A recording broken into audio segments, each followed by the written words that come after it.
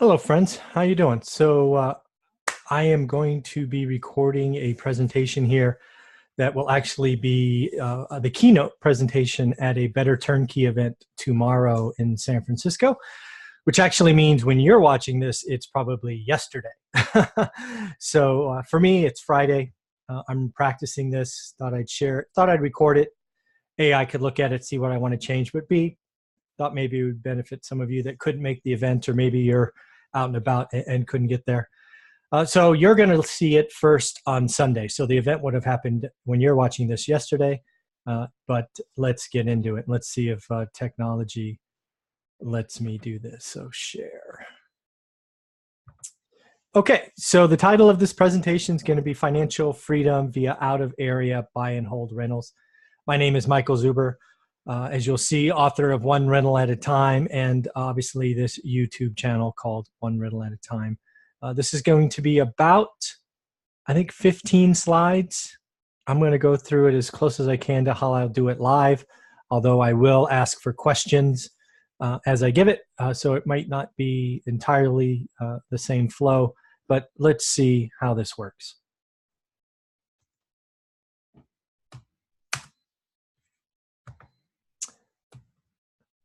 So we're going to do this, it's a little bit about our story, why I suggest an initial goal of only 4 rentals, talk about some keys when starting out. We're going to talk about private capital and keys as keys to growth, talk a little bit about making chunk money, what I think of long-term wealth, out-of-town investing, and then the top 10 things I've learned about financial freedom. So this is going to be the flow. The organizers of the event may choose to take out a few slides. Again, this presentation is for them. So I've sent this to them, and again, given them free reign to take anything out they would like. But I'm giving you the full presentation as I had designed it. And then again, you're watching it. And if you were at the event, you may see things here that weren't actually at the event. So we'll see how that plays out. And then lastly, there's the book cover that I'm proud of. One Rental at a Time, The Journey to Financial Independence Through Real Estate. So our story, we're full-time employees. We were simply buy and hold landlords. We live in the Bay Area, which again, we're presenting in San Francisco. So I'll actually say the city of Mountain View. It's about, 45, 50 minutes south down the 101. I traveled 100,000 miles a year, at least on airplanes. For nearly 15 years straight, 100 nights in hotels, 80-hour work weeks, worldwide responsibilities, quarterly stress, right? 90-day sales cycle or quarterly quotas. So very stressful job, and was always running really hard and the like. We invested and built our portfolio in a city that was 2.5 hours away. That's 2.5 hours by car. So anytime we chose to go there, it was a minimum of 5-hour day. And then obviously, between the 1.5 hour drives, we have somewhere between 2 and 4 hours of looking at properties, not to mention lunch or dinner or whatever. We only had $40,000 when we started. All those years ago, we built a portfolio that started with a single house, ultimately to a portfolio slightly in excess of 175, but 175 is the number that's most often quoted with us, so we'll just use that. Another nice wrinkle is we bought out of the MLS, which stands for Multiple Listing Service, for 15 years. Think Realtor.com, Redfin. We had no special access, no system, no direct marketing, no cold calling, no Craigslist, no door knocking, driving for dollars, nothing. I could be in France or Australia or China, and I was online looking at properties and writing offers. We did leverage the market cycles, pretty key to our growth. We were in a seller's market when we started. We exited right near the peak via exchanges. Then when the buyer's market was in full force and lending had stopped, we found ways to get around that with private and hard money. I left the full-time work, or really any work at all, February 1st of 18, and then Olivia actually retired 5 years ago. So she's been out a little while longer. We did self-publish a book. It was something I felt I had to do, and created a YouTube channel, which now gets daily content. It too is called One Rental at a Time. I did do something different once we exited back in February of 18. We started buying distressed, I call slumlord properties. I have seen, what it means to buy a slumlord property, the cash it takes to repair it, turn it into a pride of ownership, and then ultimately pass that on to other landlords who are busy professionals and just want to get started. I made a bunch of mistakes in the beginning, and one of them was buying cheap properties. Cheap meant it was lower priced, lower down payment, but it consumed more cash. And that's a big takeaway I got when I kind of did a deep dive on our history is I would have done better if I'd bought in cleaner properties, even if they were slightly more expensive. And then one of the things we've done is we've leveraged private money a couple of times. Most recently, in the last 12 or 13 months, we've raised over $2 million via a program we call 6 and 20. It's only available to our friends and family. We use it to buy, distressed properties, put a first mortgage, name them on insurance, all of that. Then we actually fund the repairs. So we're a little different than most. And then ultimately, they're my partners when we exit the program. So why do I suggest 4 rentals? 4, first and foremost, isn't a scary number, right? It's a number we all can understand and appreciate. I think if we asked everyone, could you get one rental a year for 4 years? Most people would say yes. So it's easy to see as possible. When we tell our story in the beginning about 175, lots of people smiled and were happy for us, but they just were like, nope, we can't get there. So again, why do I talk about 4? Well, because it's easy to finance. You can conservatively finance this via FHA. And if you can get cheap 30-year money via FHA, you might as well.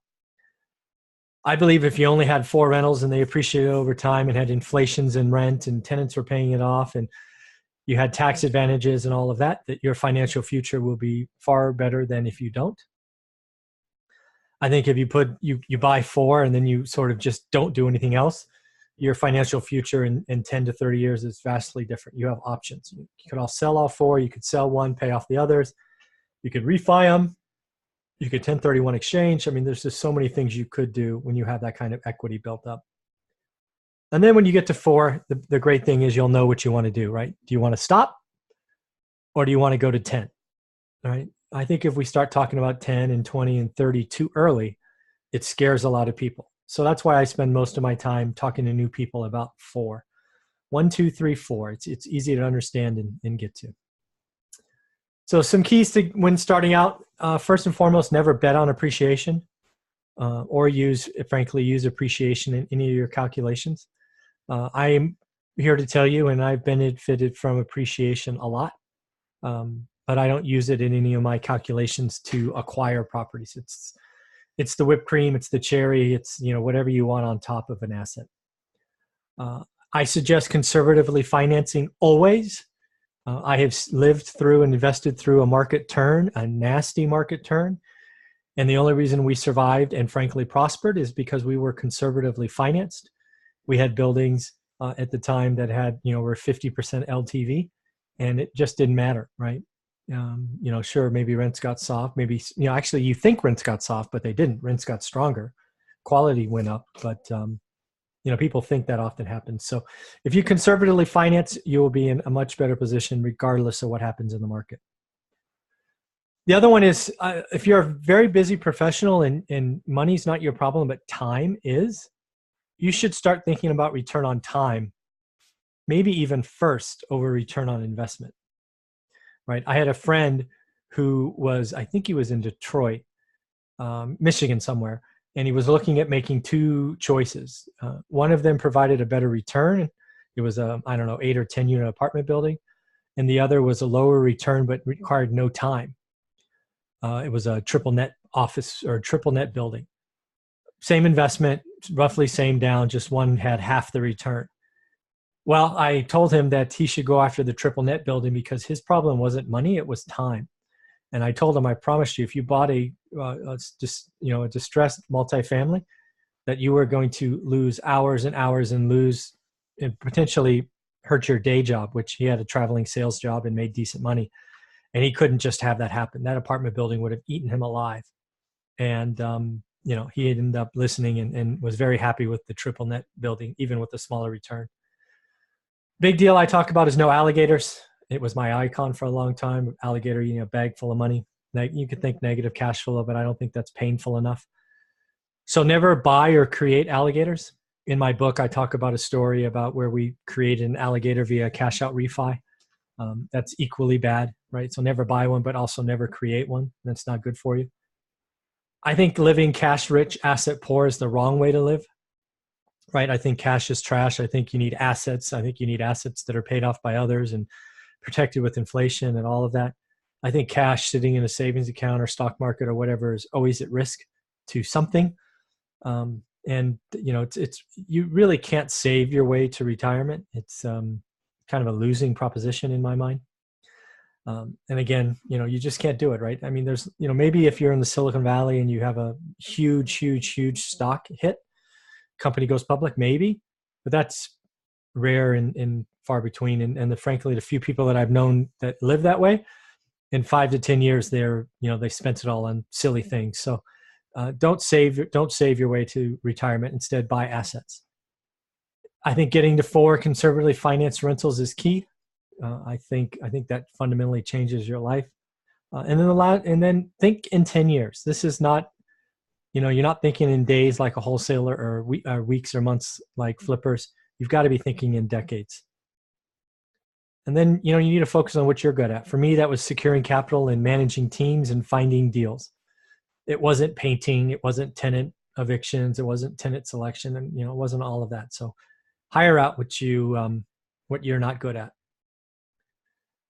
So private capital has helped us a couple of times. First, when the banks stopped lending because we were real estate investors, we had to do something or else we wouldn't have grown.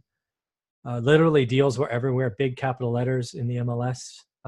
Buy now, any offer looked at, when all the foreclosures and short sales were out there. Everybody was scared. It's funny when I hear people now talk about waiting until the market turns to buy. That's a losing proposition. I saw lots of people that were waiting last time that ended up just saving and never pulling the trigger, even though everything was on a half price sale.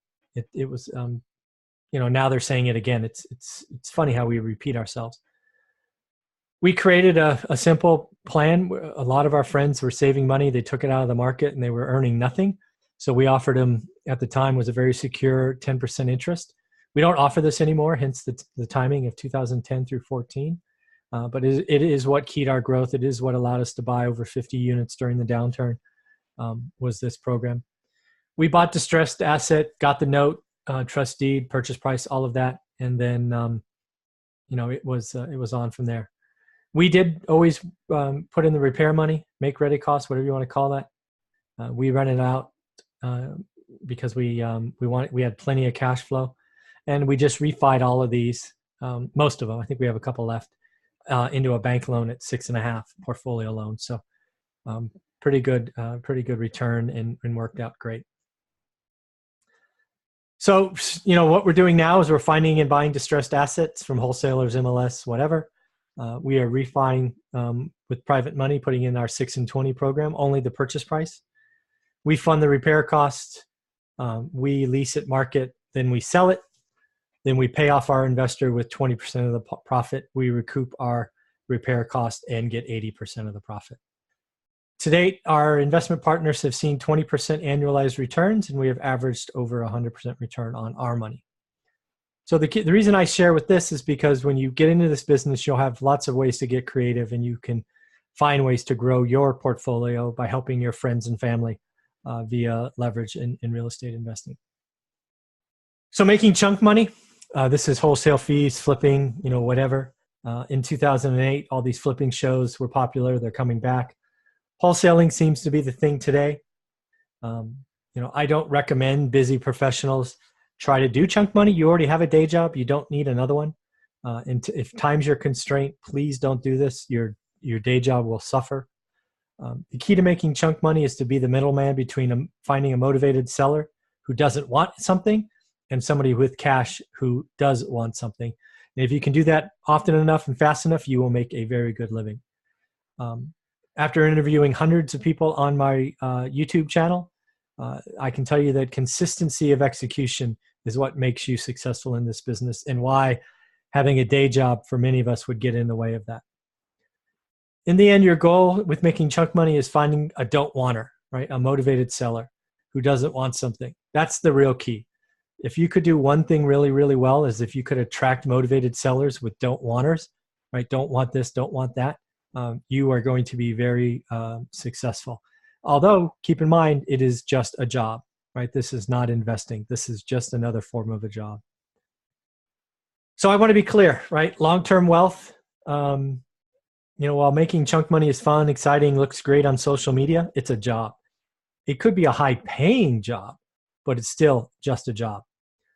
I think making chunk money could change your current situation, can make you feel more comfortable today, but I think it's better to be wealthy over time. I think, if you're good at making chunk money and it's your full-time job, I coach people, and if you've heard any of my interviews, I've told them, you should flip one, keep one, or flip two, keep one, some kind of ratio, because long-term wealth would be much better off by keeping stuff.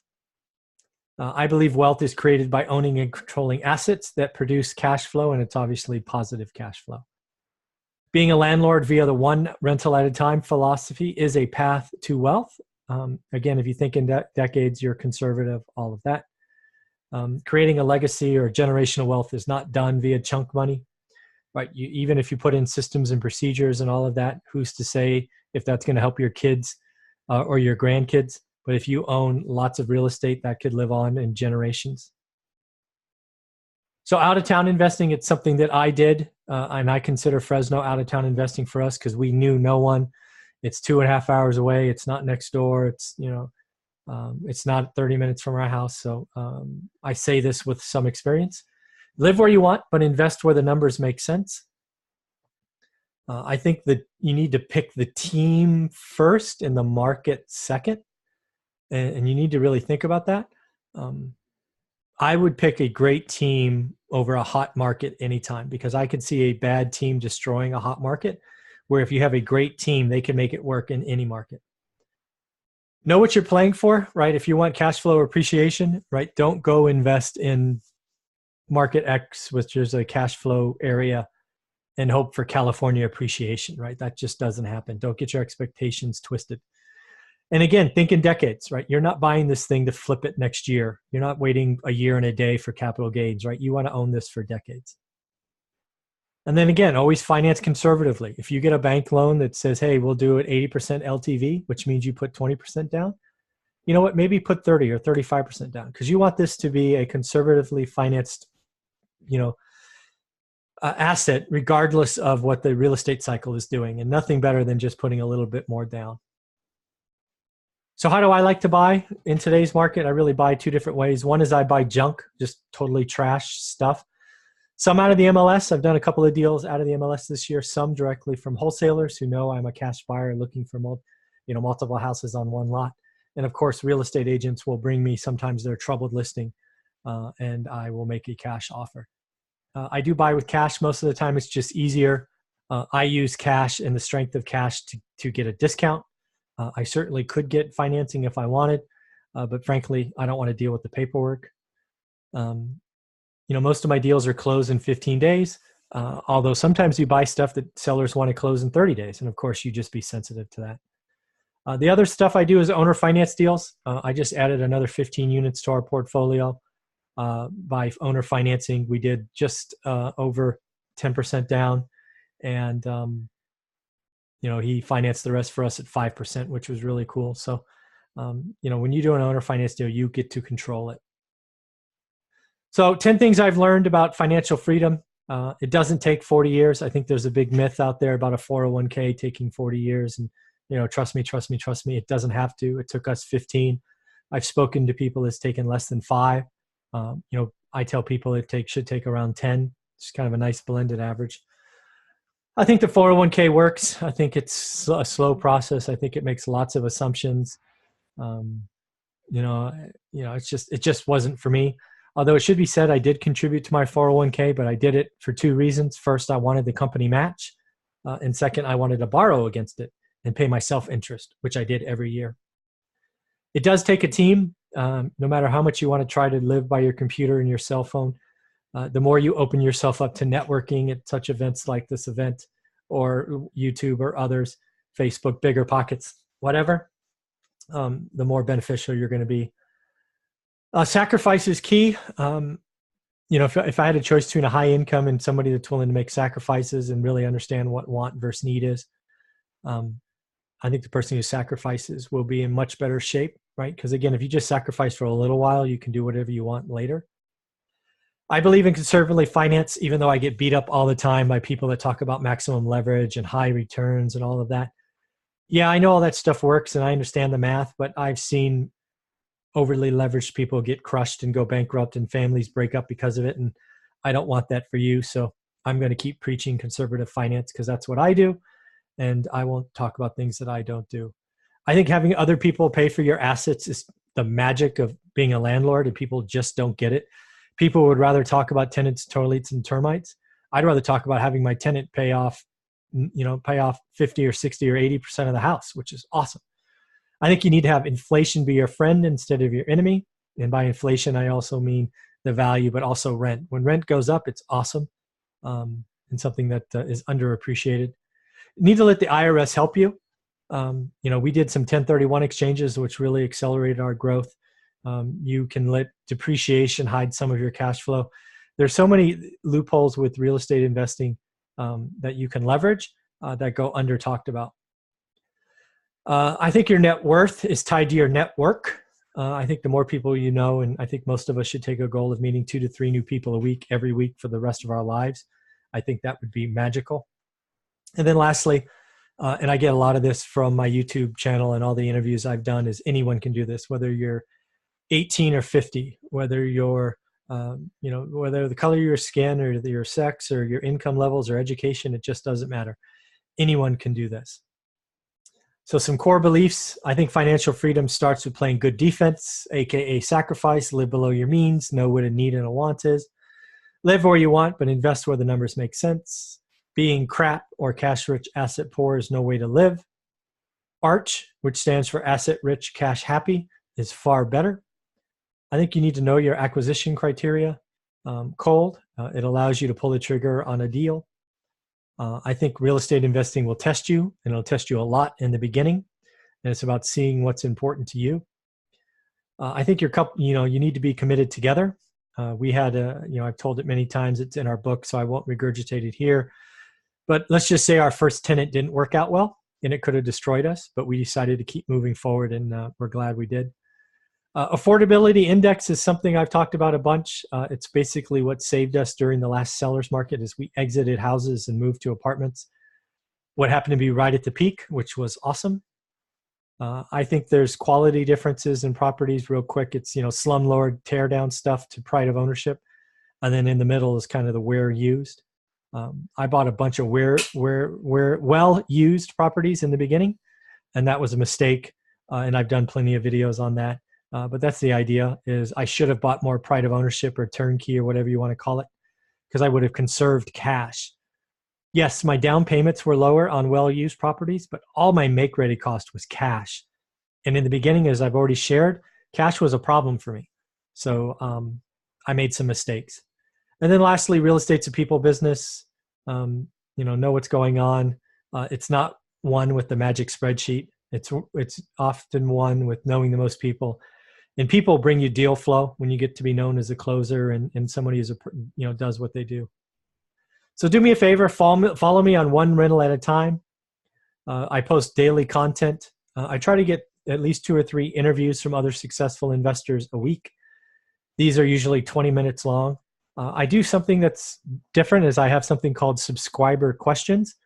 Just go to any of my videos and leave a comment. I'm a one-man show, so I'm the only person that sees this stuff. If you leave a question, to date, I've answered every question in 48 hours. They're usually 5 to 7 minutes long. Real talk videos are just me usually walking my dog, kind of talking about one topic that is kind of on my mind. These could be as short as 3 minutes, sometimes as long as 9. And then I've started doing walkthroughs, either myself talking or one of my general contractors doing a walkthrough. These usually average a minute, but it's fun to see the progress of something. And then lastly, if you want to buy my book, if you haven't already, it's on Amazon. Last time I checked, there was 59 5-star reviews, which makes me feel so good. And I wrote it to create belief and confidence. I think it's $14.99 on Amazon in paperback and $9.99 on Kindle. And again, there's the book. You can either search one rental at a time or just search my name, Michael Zuber. Then the last thing I created, I did create a course. It took me over 90 days. I wanted to create something that I thought could be useful for myself when I was starting, right? Busy professional, no time. So it's called How to Start One Rental at a Time. I did have an introductory price of $99. It will be going on May 1st to $199. There's 5 steps, lots of videos, bonus material. You're also invited to a private Facebook group. So this thing is starting to take off, which is always fun to see, and was really written for the professional who's looking to invest out of area, right? How do I learn a market I've never been to? How do I run my numbers? How do I build a team? All of that. There's the URL if you'd like, right? One rental at a time.teachable.com, and it's called How to Start One Rental at a Time. It's a course I'm pretty proud of. And if you go there, this is what you will see. Escape the rat race, how to start one rental at a time. That's actually a picture of a rat behind there. And I actually created a promo video. And again, it will be $99 until May 1st when it will go up to $199. All right. So I wanted to thank you for everything. And if you happen to buy my book, do me a favor. And as you'll see for the next couple of minutes, take a selfie with it and let me know what you think. I love it when people take selfies and send them to me. I think there's 40 of them here or so. It just puts a big smile on my face. So again, let me know what you think. Leave your questions below. If you bought the book and you haven't sent me a selfie, please do. I like them all. And if you haven't left a 5-star review, but you'd like to, I would really appreciate it. As a self-published author, 5-star reviews make a big deal. And love to see my ranking go up on Amazon. Have a great day, and we'll let these finish up. Thanks.